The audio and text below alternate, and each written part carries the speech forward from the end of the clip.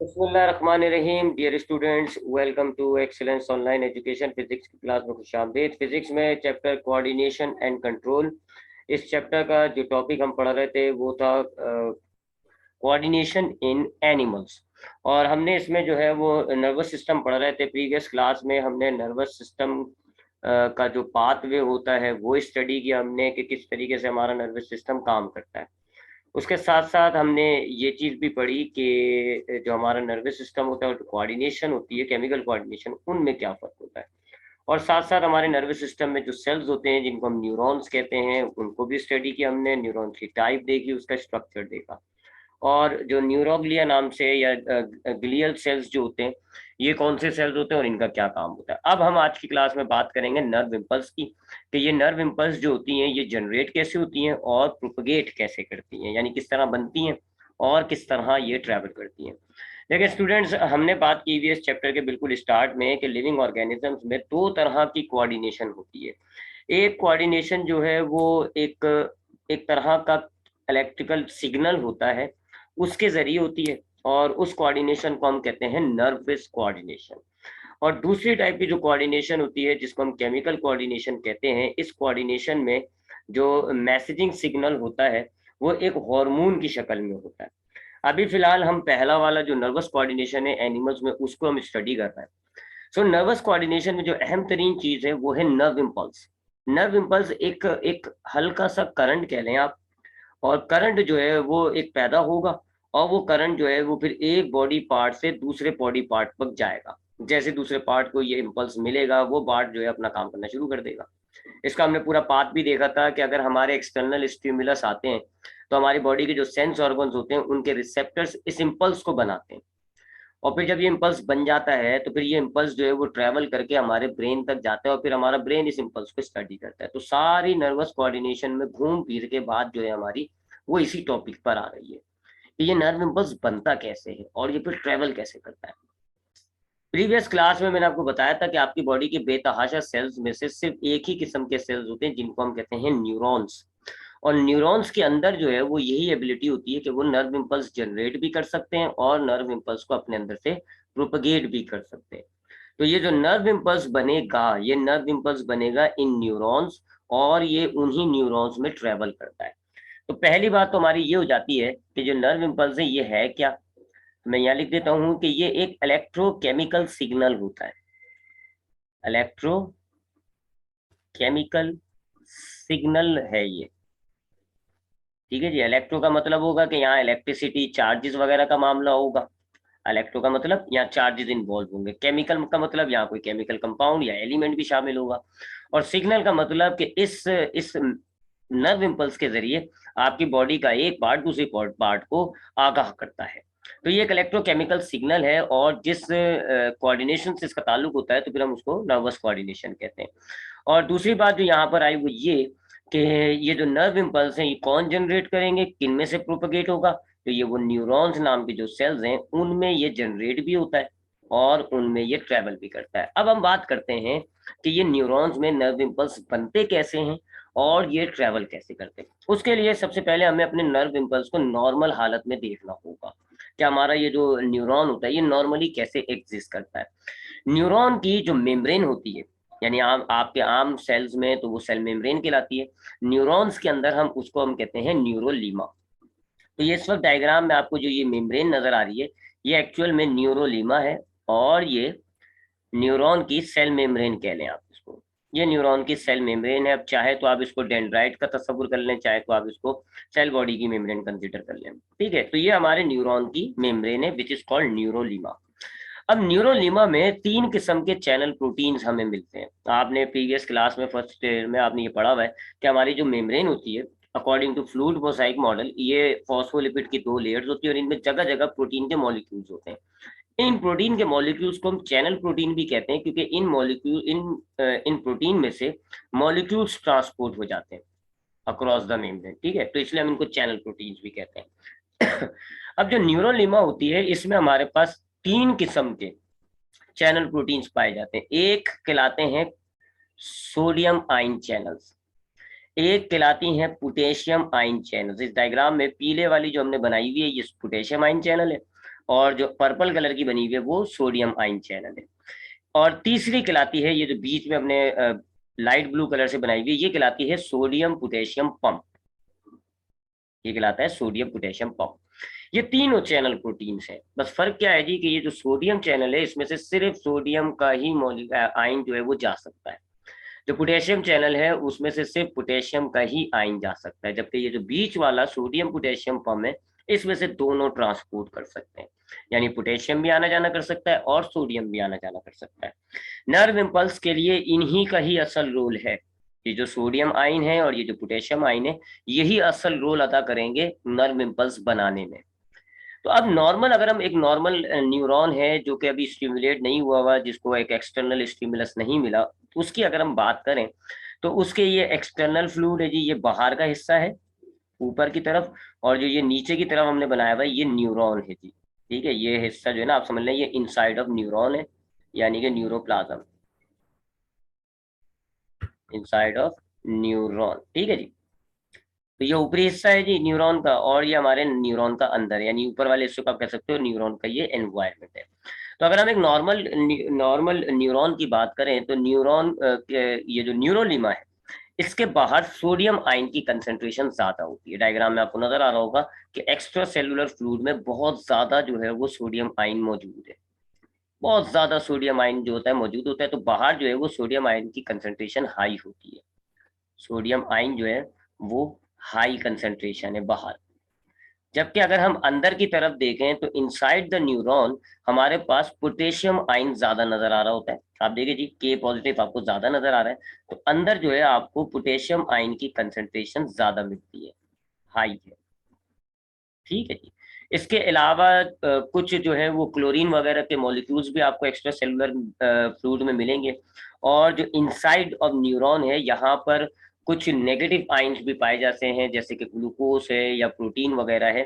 नीचे अंदर की तरफ ग्लूकोज वगैरह यानी कि जो प्रोटीन के नेगेटिव आयंस हैं वो भी ज्यादा मौजूद होते हैं। तो इससे क्या होता है जी, इससे ये होता है कि हमारे जो बाहर की तरफ है न्यूरोलिमा, न्यूरोलिमा के बाहर की तरफ एक पॉजिटिव चार्ज डिवेलप हुआ हुआ होता है because of high concentration of sodium आइन। और चूंकि अंदर की तरफ जो है वो मेम्ब्रेन से अटैच हुए हुए होते हैं protein ions, negative charge proteins मौजूद होते हैं, इनऑर्गेनिक एसिड्स होते हैं, तो उनकी वजह से हमारे न्यूरोलिमा के अंदर की तरफ नेगेटिव चार्ज बना हुआ होता है। तो नॉर्मल एक न्यूरोलिमा की बात करें तो उसकी आउटसाइड जो है वो पॉजिटिव चार्ज है और इनसाइड जो है वो नेगेटिव चार्ज है। ये मैं आपको नीचे डायग्राम में भी दिखा देता हूँ, ये देखें जी, ये एक एक्सॉन कह लें आप, ये एक एक्सॉन है। तो देखें जी इसके बाहर की तरफ पॉजिटिव चार्ज डिवेलप हुआ हुआ होता है और अंदर की तरफ जो है आपको वो नेगेटिव चार्ज नजर आ रहा होता है।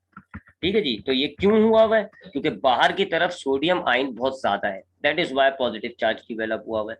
और अंदर की तरफ जो है वो नेगेटिव आयंस मौजूद होते हैं प्रोटीन वगैरह के, तो उसकी वजह से जो है वो नेगेटिव चार्ज डिवेलप होता है। प्रोटीन वगैरह बाहर नहीं होगा, वो अंदर होगा। तो जब अंदर होगा तो वो नेगेटिव हो गया और बाहर छूट के सोडियम ज्यादा है तो वो बाहर ज्यादा होता है। अच्छा, अब ये नॉर्मली अगर हम यहाँ पर अब देखें जी चार्ज डिफरेंस आ गया जी, एक पॉजिटिव एक नेगेटिव। फिजिक्स में हमने पढ़ा है कि जब दो पोटेंशियल्स होते हैं, एक हाई और एक लो, तो इनके दरमियान पोटेंशियल डिफरेंस क्रिएट हुआ हुआ होता है। तो अब चूंकि हमारी न्यूरोलिमा में बाहर की तरफ पॉजिटिव चार्ज है, अंदर की तरफ नेगेटिव चार्ज है, तो अब इस मेम्ब्रेन के दोनों तरफ आपको एक पोटेंशियल डिफरेंस मिलेगा। यानी अगर आप बाहर की तरफ मेजर करें पोटेंशियल, अंदर की तरफ मेजर करें, बाहर चूंकि पॉजिटिव है मींस हाई पोटेंशियल होगा, अंदर की तरफ नेगेटिव है इसका मतलब होगा अंदर नेगेटिव यानी कम पोटेंशियल होगा। तो अगर आप यहाँ पोटेंशियल डिफरेंस निकालें तो वो कितना आता है जी, तकरीबन -60 मिली वोल्ट का पोटेंशियल डिफरेंस क्रिएट हुआ हुआ होता है।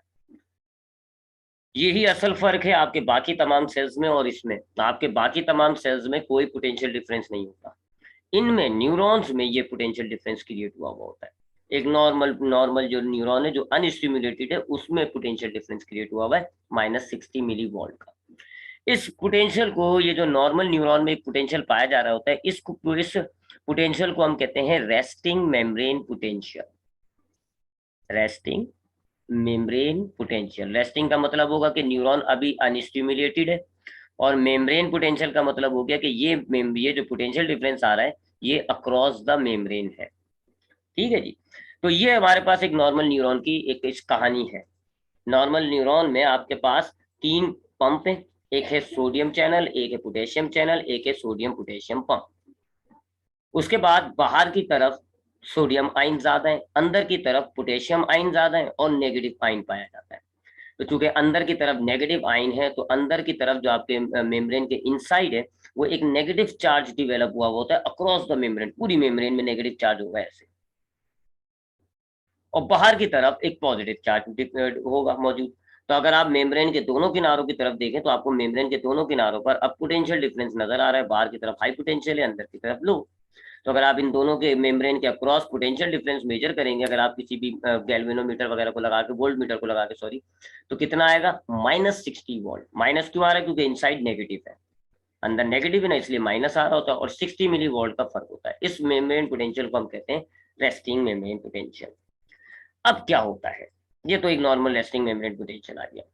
अब ये देखते हैं कि जनरेट कैसे होता है जी। उसके लिए सारी चीजें मैं मिटा दूं पहले, फिर मैं आपको बताता हूँ कि नर्व इम्पल्स कैसे बनेगा। ये तो मैंने अभी आपको नॉर्मल एक रेस्टिंग में, आपके पास अगर एक रेस्टिंग न्यूरॉन है उसके कहानी बताइए कि उसमें आयन कंसेंट्रेशन कहाँ की सर ज्यादा है। ठीक है जी, तो ये दोबारा एक दफा रिपीट कर लेते हैं। एक नॉर्मल अगर हमारे पास एक रेस्टिंग मेम्ब्रेन है तो उस न्यूरोलिमा के बाहर की तरफ पोटेशियम सोडियम ज्यादा होता है, पॉजिटिव चार्ज डेवलप हो गया। अंदर की तरफ पोटेशियम ज्यादा है और नेगेटिव आयन है तो एक नेगेटिव चार्ज डेवलप होता है। अब मेम्ब्रेन के अक्रॉस आपको पॉजिटिव और नेगेटिव चार्ज मिल रहा है, तो यहाँ पोटेंशियल डिफरेंस कितना होगा, -60 वोल्ट का। इसको आप कह रहे हो तो रेस्टिंग मेम्ब्रेन पोटेंशियल। अब सपोज करें जी इसको स्टिमुलस मिलता है, मिसाल के तौर पे इसको कोई टच कर देता है, इसको कोई जो भी इसका एक्सटर्नल स्टिमुलस हो सकता है। अगर ये कान के न्यूरॉन्स हैं तो इसका स्टिमुलस आवाज होगा, आंखों के न्यूरॉन्स है तो लाइट होगी, स्किन के न्यूरॉन्स है तो टच वगैरह होगा।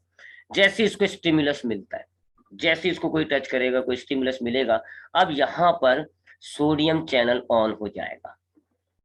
सबसे पहले क्या काम होगा, सोडियम चैनल खुल जाता है, दरवाजा खुल जाएगा, ये वाला जो दरवाजा है ना ये खुल जाता है। और इससे क्या होता है जी कि जितने भी ये सोडियम आयन्स हैं ये अब अंदर आना शुरू हो जाते हैं, अंदर आना शुरू हो जाएंगे जी ये सोडियम आयन्स। अब जब सोडियम आयन्स अंदर आएंगे तो बाहर पॉजिटिव चार्ज कम हो गया और अब अंदर पॉजिटिव चार्ज डिवेलप होना शुरू हो जाता है। तो अब यहाँ जो पोलैरिटी आ रही थी वो रिवर्स हो जाएगी। पोलैरिटी क्या आ रही थी जी, शुरू में बाहर पॉजिटिव था, नीचे अंदर जो है वो नेगेटिव था।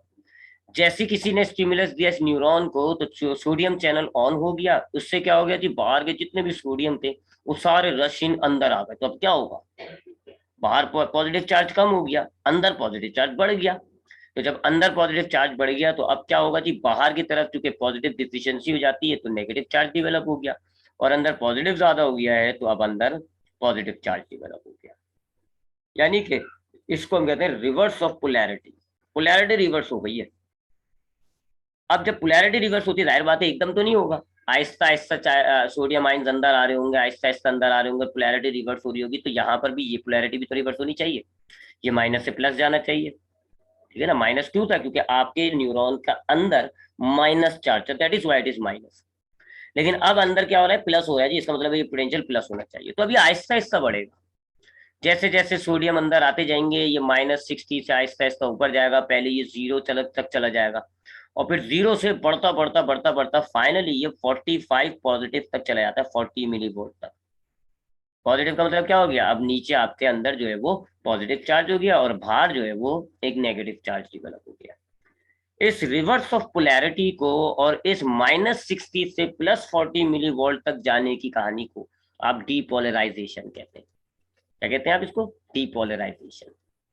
और अब ये जो नया पोटेंशियल आ रहा है ना +40 का, इसको हम कहते हैं एक्शन पोटेंशियल। ये एक्शन पोटेंशियल होता है।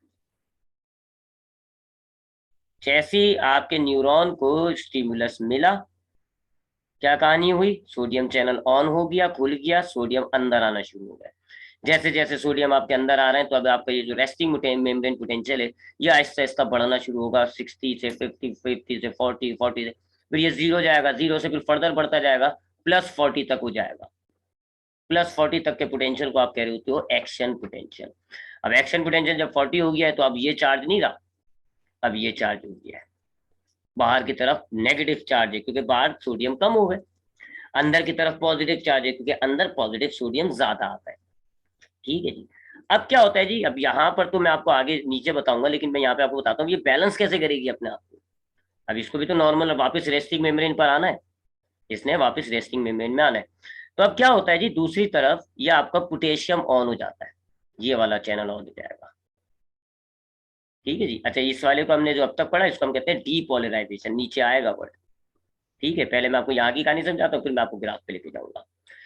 अब जैसे सोडियम चैनल ऑन हुआ, सोडियम अंदर आए, ऊपर जो है बाहर की तरफ हमारे नेगेटिव चार्ज हो गया, अंदर की तरफ पॉजिटिव चार्ज हो गया। फिर क्या होता है, जब बहुत ज्यादा हो जाता है ना, जब 40 पॉजिटिव हो जाता है, +40 मिली वोल्ट हो जाता है, जब एक्शन पोटेंशियल जनरेट हो गया, अब ये सोडियम चैनल बंद हो जाता है। इस सोडियम चैनल बंद हो गया, तो अब सोडियम की ट्रांसपोर्टेशन तो रुक गई। ठीक है जी, ये बंद हो गया। अब फौरन से ये पोटेशियम चैनल ऑन हो जाता है, ये वाला, और अब ये पोटेशियम आयन बाहर जाना शुरू हो जाते हैं, और पोटेशियम आयन जो है वो बाहर जाना शुरू करते हैं। तो अब क्या होगा जी, जरा इसको चार्ज साइंस को देखें जरा, अगर हम यहाँ से ये हटाएं। ठीक है जी। अब क्या होगा जी, अब आपका बाहर, अभी जब सोडियम चैनल ऑन हुआ था तो बाहर जो है वो नेगेटिव चार्ज बन गया था, नीचे जो है वो पॉजिटिव चार्ज बन गया था, और ये एक्शन पोटेंशियल बन गई थी। अब क्या हुआ, सोडियम चैनल बंद हो गया और पोटेशियम चैनल ऑन हो गया। अब पॉजिटिव चार्ज जो है, पॉजिटिव पोटेशियम जो है वो बाहर जाना शुरू हो जाता है। तो अब अंदर की तरफ जो है वो पॉजिटिव चार्ज की कमी हो जाएगी, और बाहर की तरफ पॉजिटिव चार्ज डिवेलप होना शुरू हो जाएगा। पॉजिटिव चार्ज की कंसंट्रेशन बाहर ज्यादा होना शुरू हो जाएगी, अंदर कम। तो अल्टीमेटली क्या होगा, अब ये चार्ज पोलैरिटी खत्म हो जाएगी और वापस रिस्टोर हो जाएगी जी ओरिजिनल चार्ज पोलैरिटी, बाहर प्लस अंदर माइनस, वही रेस्टिंग मेम्ब्रेन वाली पोटेंशियल आ जाएगी। और अगर हम पोटेंशियल की बात करें, तो अब चूंकि बाहर की तरफ पॉजिटिव जा रहा है, अंदर नेगेटिव आ रहा है, तो अब ये पोटेंशियल ड्रॉप होना शुरू होगा। पहले +40 से वापस 0 होगा, और 0 से फिर वापस -60 पे आएगा, रेस्टिंग मेम्ब्रेन पोटेंशियल वापस अचीव हो जाएगी। एक ब्लिंक हुआ, एक इम्पल्स हुआ है बस ये। ठीक, तो हुआ क्या, अब मैं अगर नीचे डायग्राम से जरा इसको डेमोन्स्ट्रेट करूं, थोड़ी सी अपनी डायग्राम भी बनाया जरा। तो अभी हमारे पास ये था जी मेम्ब्रेन, ये न्यूरॉन था। ठीक है जी, बाहर की तरफ पॉजिटिव चार्ज था और अंदर की तरफ, ऐसे यहाँ लगते हैं, यहाँ बाहर पॉजिटिव चार्ज था, अंदर नेगेटिव चार्ज था। और इसके दरमियान अगर आप पोटेंशियल डिफरेंस निकाले तो वो था -60 मिली वोल्ट, और इसको हमने क्या नाम दिया था, action, sorry, resting membrane potential, RMP कहते हैं। फिर क्या हुआ जी, जैसे आपने टच किया जी, तो अब यहाँ कहानी चेंज हुई। सोडियम चैनल ओपन हुआ, सोडियम चैनल जो है वो ओपन हुआ, और सोडियम जो है वो अंदर आना शुरू हो गया। अब जब सोडियम अंदर आना शुरू हो जाता है, तो फिर अब नीचे अंदर जो है वो सोडियम यानी पॉजिटिव चार्ज ज्यादा हो रहा है, और बाहर पॉजिटिव चार्ज कम हो रहा है। तो अब पोलैरिटी रिवर्स हो जाती है, और ऊपर जो है वो बाहर की तरफ नेगेटिव चार्ज हो जाता है, और नीचे की तरफ पॉजिटिव चार्ज हो जाता है। ये क्यों हुआ है जी, due to sodium channel opening. Sodium channel open हुआ। ठीक है जी, तो यहाँ ये जो सोडियम चैनल लगा हुआ होगा, ये जो सोडियम चैनल लगा हुआ होगा, ये खुल जाएगा, और इससे क्या होगा, ये सोडियम आयन जो है ये अंदर आना शुरू हो जाएंगे। अब जाहिर बात है, पॉजिटिव अंदर आ रहा है, तो अब पॉजिटिव अंदर बढ़ता जा रहा है, बाहर कम होता जा रहा है, तो बाहर कम होते होते होते होते नेगेटिव हो जाएगा चार्ज, और अंदर जो है वो पॉजिटिव चार्ज बन जाएगा।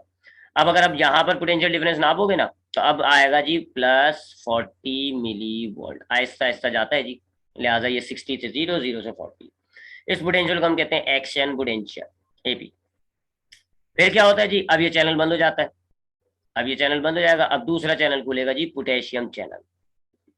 पोटेशियम चैनल जो है वो ओपन हो जाता है, और अब वो बाहर पंप करना शुरू करेगा। ये ओपन लिख देता हूँ पहले मैं।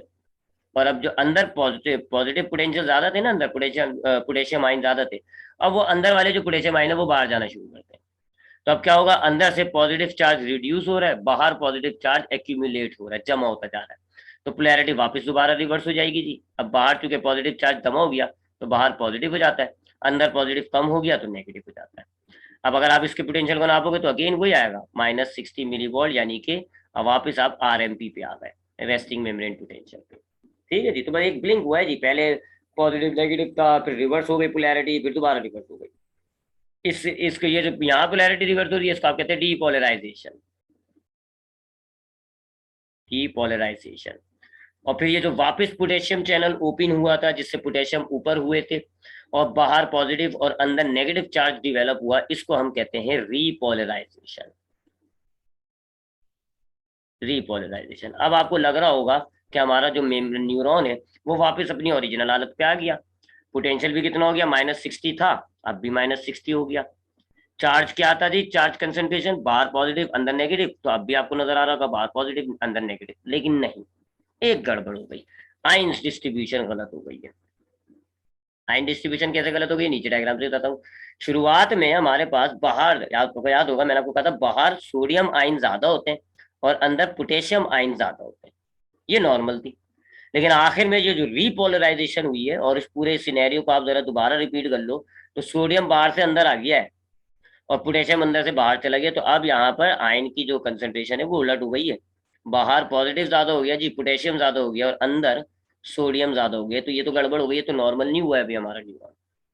पोटेंशियल जरूर हो गया है, -60 था, अब भी -60 हो गया है, लेकिन जो आयन डिस्ट्रीब्यूशन थी वो तब्दील हो गई है। सोडियम बाहर ज्यादा होना चाहिए था, अंदर ज्यादा है, पोटेशियम अंदर ज्यादा होना चाहिए था, बाहर ज्यादा है। अब यहाँ खुलता है वो तीसरा वाला सोडियम पोटेशियम पंप, वो खुलता है, और वो तीसरा पंप जो है, अब वो इस आयन कंसेंट्रेशन को वापस मेंटेन करेगा। अब यहाँ वो तीसरा पंप खुल जाएगा जी, सोडियम पोटेशियम पंप। इस पंप की खास बात ये होती है कि ये दोनों आयन्स को मूव करता है, दोनों आयन्स को मूव करेगा, ठीक है जी। तो अब वो जो तीसरा पंप है जिसको हमने क्या नाम दिया था, सोडियम पोटेशियम पंप, अब वो सोडियम पोटेशियम पंप खुल जाएगा जी, और वो दोनों आयन्स को अंदर लाएगा। बस जरा फर्क होता है जी, ये 2 पोटेशियम को अंदर लाता है और 3 सोडियम को बाहर लेके जाता है, ठीक है जी। यहाँ मैं लिख देता हूँ, 3 सोडियम जो है वो बाहर आए हैं, और 2 पोटेशियम के आयन्स जो है वो अंदर आते हैं, ठीक है जी।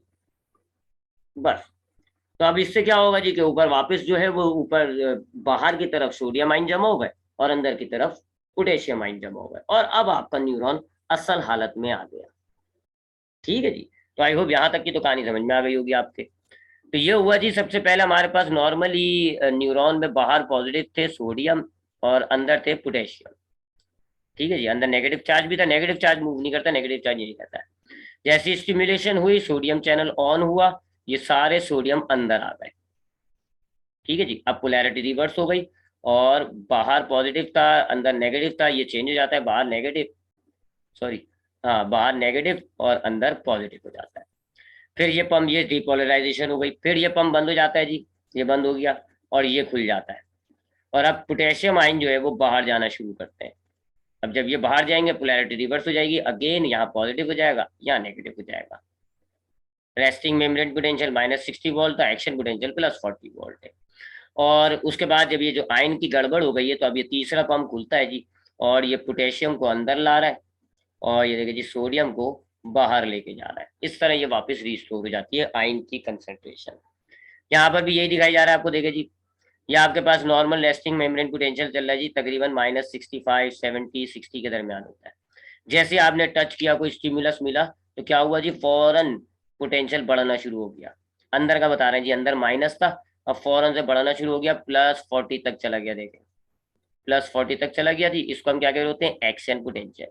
फिर रिपोलराइजेशन होती है जी, वापिस पोटेशियम पंप खुल जाता है, यहाँ पे सोडियम आयन अंदर आए, यहाँ पोटेशियम आयन बाहर जाने लग जाते हैं, जिससे रिपोलराइजेशन होती है, और उसके बाद फिर थोड़ा सा ज्यादा ही हो जाती है, उसके बाद वो वापस डिस्ट्रीब्यूट हो जाती है, ठीक है जी। ये जो बहुत ज्यादा है ना, असल में यहाँ हमने ये बात स्किप कर दी जो आपको सिलेबस है। असल में जब वापस अब आएगी ना रिपोलराइजेशन पे, तो -60 से और नीचे चली जाती है। उसके बाद दैटिस हुआ है, वो जो सोडियम पोटेशियम पंप वो खुला था ना, वो 3 सोडियम को और 2 पोटेशियम को, फर्क आ रहा था ना, 3 पोटेशियम सोडियम जो है वो बाहर जा रहे हैं और अंदर 2 पोटेशियम आ रहे हैं, तो वो इसी वजह से, ताकि ये मेंटेन हो जाए। बहरहाल ये आउट ऑफ सिलेबस है बात। चलें जी आगे बढ़ते हैं। अब ये तो हमने देख लिया कि ये जो 40 वोल्ट का झटका आया ना, ये जो बीच में, अब आप देखो एक बीच में मेम्ब्रेन पोटेंशियल चेंज हो गया था, पोलैरिटी चेंज हो गई थी, इस झटके को आप कहते हो इम्पल्स। ये देखो, सपोज करें जी, ये देखें, ये आपका नॉर्मल एक एक्सॉन है, ये एक एक्सॉन है, देखें यहाँ पर हर जगह जो है बाहर पॉजिटिव चार्ज है, अंदर नेगेटिव चार्ज है, यानी कि ये सारा क्या है जी, ये आपकी एक रेस्टिंग मेम्ब्रेन पोटेंशियल पे चल रहा है, आरएमपी। लेकिन यहाँ आपने स्टिमुलस मारा, यहाँ पर आपने कोई टच किया जी, यहाँ आपको स्टिमुलस मिला हुआ, यहाँ पे क्या हुई है जी, पोलैरिटी चेंज हुई है, नजर आ रहा है। इस हिस्से पे वो गड़बड़ हो गई है, पोलैरिटी चेंज हो गई है जी, सोडियम आयन अंदर आ गए बुढ़े, और जो है ना बाहर नेगेटिव चार्ज है, अंदर पॉजिटिव चार्ज है, यहाँ एक पोटेंशियल डेवलप हुआ है। ये एक नर्व इम्पल्स, एक झटका है, ठीक है। तो अगर हम इसको वो पोटेंशियल वैल्यू से डिनोट करें, तो इस तरफ ये सारा ये जो बाहर पॉजिटिव नजर आ रहा है ये रेस्टिंग मेम्ब्रेन पर है, यानी -60 मिली वोल्ट। और ये जो बीच में आपको पोलैरिटी चेंज नजर आ रही है, इसका मतलब है यहाँ डीपोलराइजेशन हुई हुई है। और यहाँ पर क्या पोटेंशियल आ रहा होता है जी, +40 मिली वोल्ट का। तो अब ये जो +40 आ रहा है ना, ये कहलाता है नर्व इम्पल्स। अब हम जानते हैं जी, करंट हमारा कंडक्ट होता है फ्रॉम पॉजिटिव टू नेगेटिव की तरफ। केमिस्ट्री आपने पढ़ी है ना, वो सॉरी फिजिक्स, आपको पता है जी, जब पोटेंशियल डिफरेंस होता है तब आपका पोटेंशियल डिफरेंस जो है वो हाई से लो की तरफ चार्जेस फ्लो करता है। करंट जिसको आप कह रहे हो, तो करंट जो है वो पॉजिटिव से नेगेटिव की तरफ फ्लो होता है। तो अब जरा अंदर देखोगे आप, तो अंदर पॉजिटिव है, ये नेगेटिव है। ठीक है, तो अब यहाँ पे ऐसे करंट फ्लो होना शुरू हो जाएगा और ये पॉजिटिव हो जाएगा। ये देखें, ये पॉजिटिव हो गया, ये पॉजिटिव हो गया। अब इसी तरह ये पॉजिटिव है, ये नेगेटिव है, तो अब अंदर आपके करंट। तब आपके न्यूरॉन के अंदर एक +मिली वोल्ट ये जो पोटेंशियल डिफरेंस आ रहा है, इसकी वजह से आपने केमिस्ट्री फिजिक्स में पढ़ा है कि पोटेंशियल डिफरेंस क्रिएट करता है करंट। तो अब ये जो हमारे स्टिमुलस के अंदर, हमारे न्यूरॉन के अंदर ये एक +40 मिली वोल्ट का एक पोटेंशियल डिफरेंस क्रिएट हुआ है ना, ये हमारे न्यूरॉन के अंदर एक करंट जनरेट कर देगा। और वो पॉजिटिव से नेगेटिव की तरफ फ्लो होते होते होते होते न्यूरॉन, अब आपका नर्व इम्पल्स जो है वो देखो आगे जाता जा रहा है। ठीक है जी, अब ये आगे बढ़ता जाएगा, ये पूरे एक्सॉन तक ट्रेवल करके आपके बिल्कुल एक्सॉन के आखिरी हिस्से पे आएगा, जिसको आप कहते हो एक्सॉन टर्मिनल। तो ये हमने देख लिया कि रेस्टिंग मेम्ब्रेन क्या होती है, रेस्टिंग मेम्ब्रेन पोटेंशियल और एक्शन पोटेंशियल। और हमने ये भी देख लिया कि जी जनरेट होने के बाद ये ट्रेवल कैसे कर रही है। तो हमने ये देखा कि एक नॉर्मली न्यूरॉन जो होता है उसके बाहर पॉजिटिव और अंदर नेगेटिव चार्ज होता है, और उस टाइम पे पोटेंशियल डिफरेंस होता है -60 मिली वॉट। लेकिन जैसे स्टिमुलस ऑन आता है, कोई स्टिमुलस आता है न्यूरॉन के पास, तो वहां पे वो पंप ऑन हो जाते हैं। पहले सोडियम पंप ऑन होता है, फिर पोटेशियम पंप ऑन होता है, फिर दोनों पंप ऑन होते हैं। और क्या होता है जी, सबसे पहले डीपोलराइजेशन होती है, और चार्ज की जो पोलैरिटीज है वो चेंज हो जाती है। न्यूरॉन की जो पोलैरिटी है, बाहर नेगेटिव हो जाता है, अंदर पॉजिटिव आ जाता है। और उस वक्त अगर आप पोटेंशियल डिफरेंस नापो तो +40 मिली वोल्ट आता है, और इसको आप कहते हो एक्शन पोटेंशियल। और ये एक्शन पोटेंशियल दर हकीकत एक नर्व इम्पल्स है। उसके बाद वापस रिस्टोर हो जाएगा, वापस +40 से उस जगह पर +40 से क्या होगा, वापस वही पोटेशियम चैनल ऑन होगा, वापस -60 यानी कि रेस्टिंग मेम्ब्रेन पोटेंशियल आ जाएगा। लेकिन इतने में इस पोटेंशियल डिफरेंस की वजह से आपके न्यूरॉन के अंदर एक करंट डेवलप हो जाता है, और वो पॉजिटिव से नेगेटिव आपके न्यूरॉन में आगे बढ़ने लग जाता है। अब आपका वो जो नर्व इम्पल्स है ना, +40, वो आगे बढ़ता जा रहा है, बढ़ते बढ़ते बढ़ते बढ़ते आपके ये एक्सॉन्स के टर्मिनल पे आ जाता है। अब हमने जब न्यूरॉन का स्ट्रक्चर पढ़ा था, जब हमने न्यूरॉन का स्ट्रक्चर पढ़ा था, तो हमने बात की थी कि न्यूरॉन्स का जो दूसरा हिस्सा होता है एक्सॉन, उसके जो आखिरी पॉइंट होते हैं उनको आप कहते हो टर्मिनल्स। ये वो एक टर्मिनल बनाया हुआ है हमने। ठीक है जी, अगर मैं आपको दिखा देता हूँ वापस डायग्राम, अगर मेरे पास है ऊपर, 1 मिनट रुक जाए जरा। हाँ, यहाँ होगी। हाँ, ये। तो अब यहाँ देखें, यहाँ पर आपका वो सपोज करें, यहाँ पे आपने टच किया, यहाँ पॉजिटिव था नॉर्मली और ये नेगेटिव था। अब यहाँ एक एक्शन पोटेंशियल जनरेट हो गया, यहाँ एक्शन पोटेंशियल जनरेट हो गया जी। और यहाँ पर अब बाहर जो है, बाहर जो है वो नेगेटिव चार्ज हो गया, अंदर जो है वो पॉजिटिव चार्ज हो गया। ये एक एक्शन पोटेंशियल जनरेट हो गया। अब ये पॉजिटिव जो है वो ट्रैवल करते रहे, सारे सारे नेगेटिव चार्ज है ना, तो पॉजिटिव से नेगेटिव ट्रैवल होता रहेगा। अब ये यहाँ से यहाँ आ जाएगा नेगेटिव पॉजिटिव, इधर से यहाँ पे जो है ना वापस रिपोलराइजेशन हो जाएगी। फिर ये यहाँ से यहाँ आ जाएगा नेगेटिव पॉजिटिव, यहाँ रिपोलराइजेशन हो जाएगी। इसी तरह अब यहाँ से जो है वो यहाँ आ जाएगा करंट इम्पल्स जो है +40 का, यहाँ रिपोलर। तो ये आगे बढ़ता जाएगा, ये तो +40 मिली वोल्ट का पोटेंशियल डिफरेंस है, ये आगे बढ़ता जाएगा, पोलैरिटी रिवर्स जो है वो आगे होती जाएगी, पीछे से वो रिपोलराइजेशन होता जाएगा।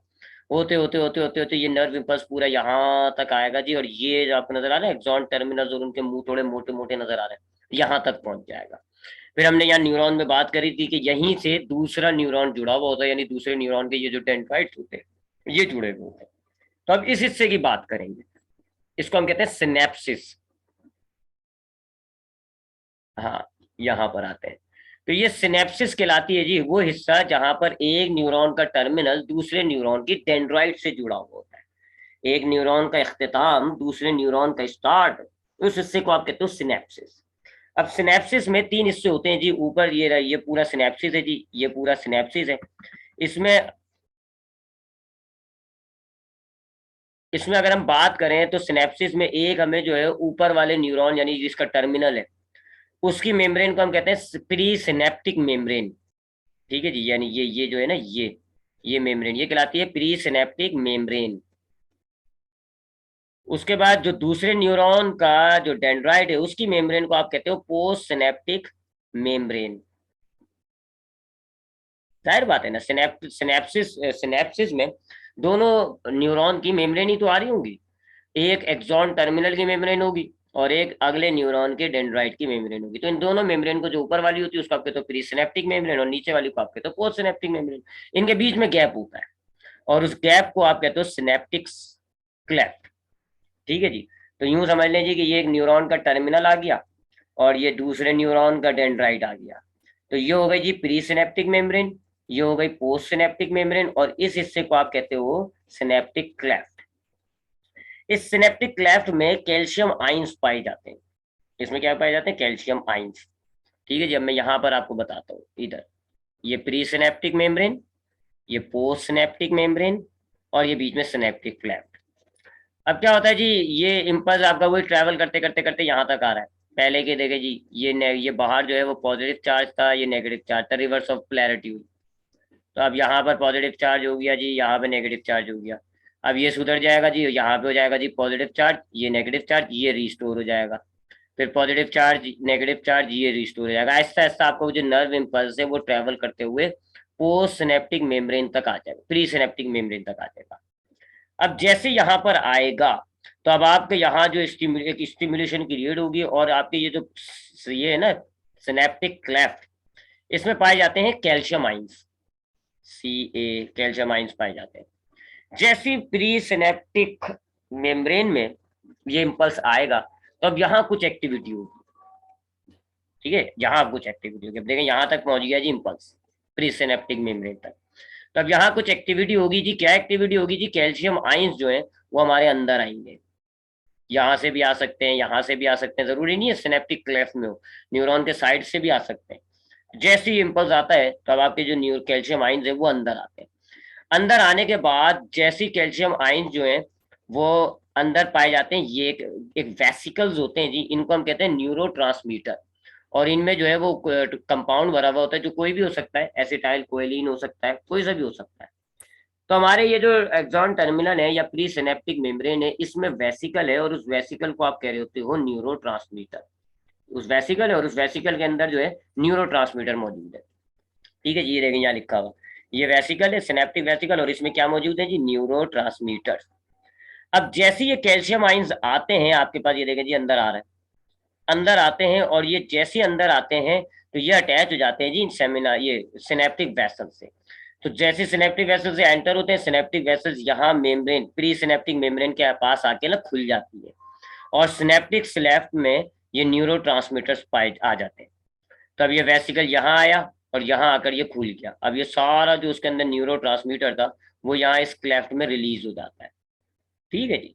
तो कैल्शियम आइन आए, वेसिकल्स को इन्होंने मूव किया, वेसिकल्स प्री सिनेप्टिक मेम्ब्रेन से अटैच हुए और अपने अंदर के जो न्यूरो है वो सिनेप्टिक क्लेफ्ट में रिलीज कर दिए। अब आपके पास ये जो पोस्ट सिनेप्टिक, ये जो होती है पोस्ट सिनेप्टिक मेम्ब्रेन होती है, यहाँ खास किस्म के रिसेप्टर्स होते हैं, खास किस्म के रिसेप्टर्स होते हैं। खास किस्म का क्यों कह रहे हैं? क्योंकि ये सिर्फ न्यूरो से ही अटैच होते हैं। तो अब ये जो न्यूरो रिलीज हुए ये इस रिसेप्टर से अटैच हो जाएंगे और जैसे ये अटैच हो जाएंगे तो अब यहाँ पर भी वही काम शुरू हो जाएगा, एक इम्पल्स बनना शुरू हो जाएगा, बिल्कुल वही काम, रिवर्स ऑफ पोलैरिटी और वगैरह वगैरह। और यहाँ जो है अब इम्पल्स जो है वो एक न्यूरॉन से ट्रांसफर होकर इधर आ गया पोस्ट सिनेप्टिक पे। अब यहाँ पर भी वही कहानी रिवर्स होती है। अब यहाँ पर वही माइनस है, प्लस है, पोलैरिटी चेंज हो जाएगी जी, ये प्लस हो जाएगा, ये माइनस हो जाएगा और अब आपका जो है न्यूरॉन वो नीचे बढ़ने लग जाएगा। जैसे ही एक न्यूरॉन से दूसरे न्यूरॉन पे इम्पल्स ट्रांसफर हो गया तो ये जो है सारा न्यूरो वापस रीएब्जॉर्ब हो जाएगा, वेसिकल्स बंद हो जाएंगी, ये कैल्शियम वापस रिलीज हो जाएंगे। कैल्शियम अंदर आए थे ना, वो कैल्शियम वापस चले जाएंगे।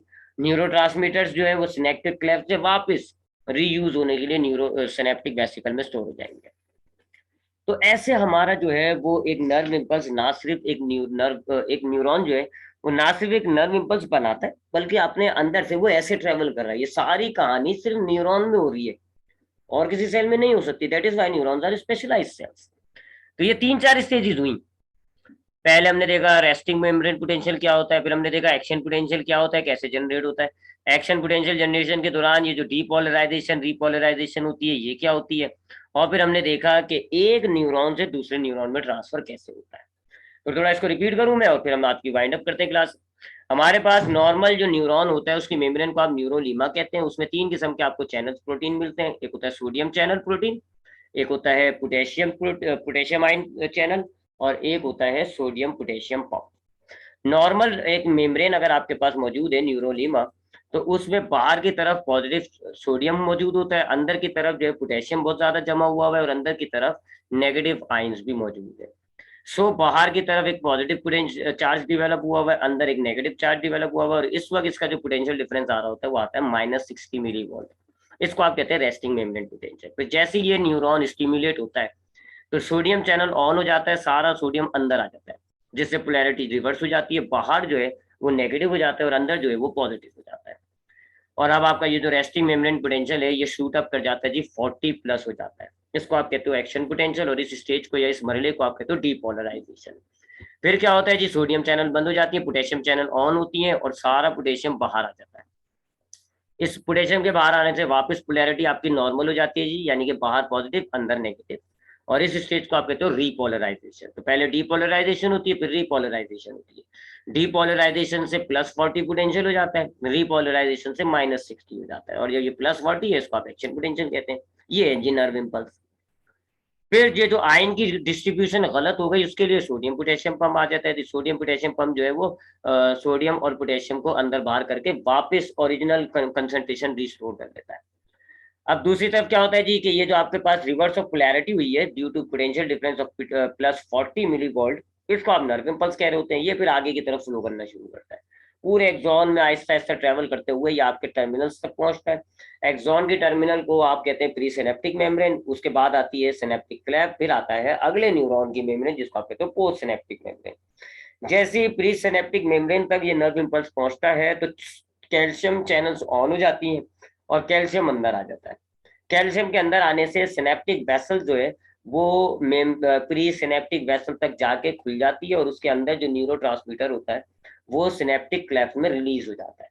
फिर ये न्यूरो जो है वो पोस्ट सिनेप्टिक मेम्ब्रेन में कुछ रिसेप्टर्स होते हैं, उनसे जाके अटैच होते हैं और इनके अटैच होने से वो रिसेप्टर्स एक्टिव हो जाते हैं और वो फिर अब अपने न्यूरॉन में वही चार्ज डिस्ट्रीब्यूशन वही इम्पल्स क्रिएट करेंगे, और अब इम्पल्स जो है वो आपका एक दूसरे न्यूरॉन में आ गया। ये सारा काम सुनने में बहुत बड़ा लग रहा है लेकिन बहुत ही क्विक होता है, पता भी नहीं चलेगा इतनी क्विक होता है। तो ये हमने नर्व इम्पल्स की प्रोपगेशन जनरेशन, किस तरह नर्व इम्पल्स बनता है और ये किस तरह ट्रैवल करता है, ये हमने बात की। अब इंशाल्लाह नेक्स्ट क्लास में हमने नर्वस सिस्टम नर्वस कोऑर्डिनेशन में हमने उसका पाथवे पढ़ लिया, हमने नर्व इम्पल्स कैसे बनता है ये पढ़ लिया, और उसका जो मेजर सेल होता है न्यूरॉन उनको पढ़ लिया। अब हमने इंशाल्लाह नेक्स्ट क्लास में जो है नर्वस सिस्टम का एक बहुत ही अहम तरीन कंपोनेंट होता है ब्रेन, ब्रेन को स्टडी करेंगे हम कि ब्रेन जो है हमारा वो क्या काम करता है, कैसे काम करता है जी, ब्रेन में कौन कौन से पार्ट्स होते हैं। ठीक है जी, फिर इंशाल्लाह नेक्स्ट टाइम आगे जो है वो केमिकल कोऑर्डिनेशन शुरू करेंगे। ख्याल रखिएगा अपना बच्चों, अल्लाह हाफिज।